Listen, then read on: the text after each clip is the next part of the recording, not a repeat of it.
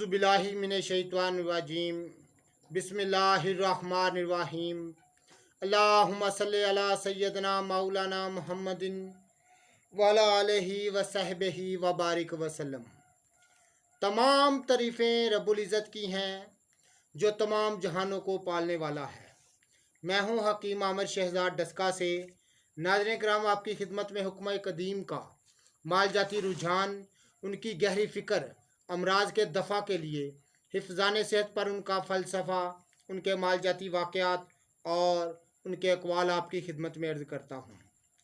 जितने भी मेरे दोस्त अहबाब चैनल पर नए हैं वो चैनल को सब्सक्राइब ज़रूर किया करें, बेल आइकन को ज़रूर प्रेस किया करें ताकि हर नई आने वाली वीडियो का नोटिफिकेशन आपको मिलता रहे।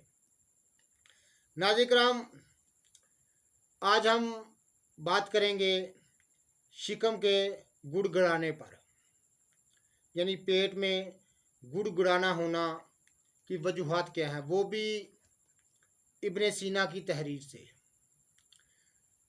बूली सीना की शुहरा फाक तसनीफ़ अल कानून फिल तिब से, जिसको आलमगीर शोहरत हासिल है।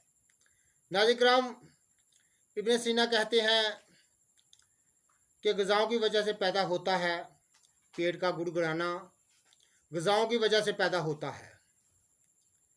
और मसला ग़िज़ाएँ नफ़ा रिया बनाने वाली हों या ज़्यादा मकदार में खाई जाएँ या नहायत बुरी कैफियत की शकील और नाकाबिले हज़म हों, मसलन भैंस का गोश्त या गाय का गोश्त, आंतों की ज़ुफ़ के बायस भी पैदा हो जाता है। शिकम का गुड़गुड़ाना आंतों के ज़ुफ़ के बायस भी पैदा हो जाता है, जिससे ग़िज़ा कामिल तौर पर हज़म नहीं होती, अगर चाहे मकदार और कैफियत में मुनासिब हो। नाज़रीन किराम, पेट का शिकम का गुड़गुड़ाना इस कदर आम है, फ़ी ज़माना इस कदर आम है कि अल्लाह की पनाह। वो कहता है कि पहली किस्म की अलामत जो ग़िज़ाओं से पैदा होती है ये है कि इन ग़िज़ाओं के इस्तेमाल के बाद मर्ज़ का वक़ू होता है।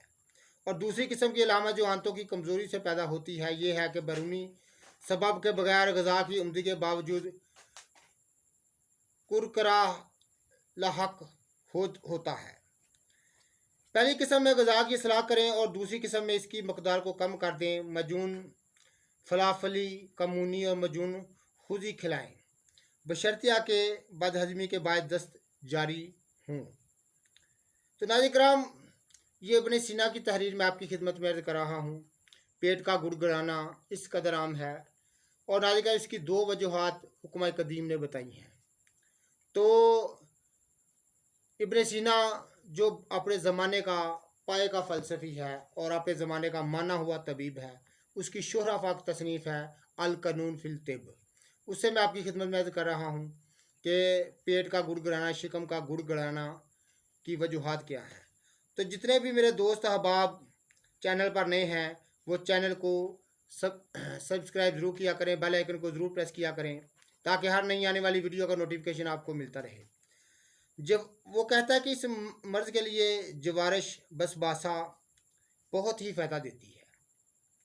और नाज़रीन किराम, सफ़ूफ़ अमला, खार बंग, खार चिकनी, खार मूली, खार बरग पुदीना, खार बरग कटाई, जौहर अजवैन, सब चीज़ें हम वज़न लेकर खरल में और खाने के बाद जब कुबद निशादरी, वो कहता है कि हब कुबद निशादरी जो है इस मर्ज़ के लिए बहुत ही फ़ायदेमंद है।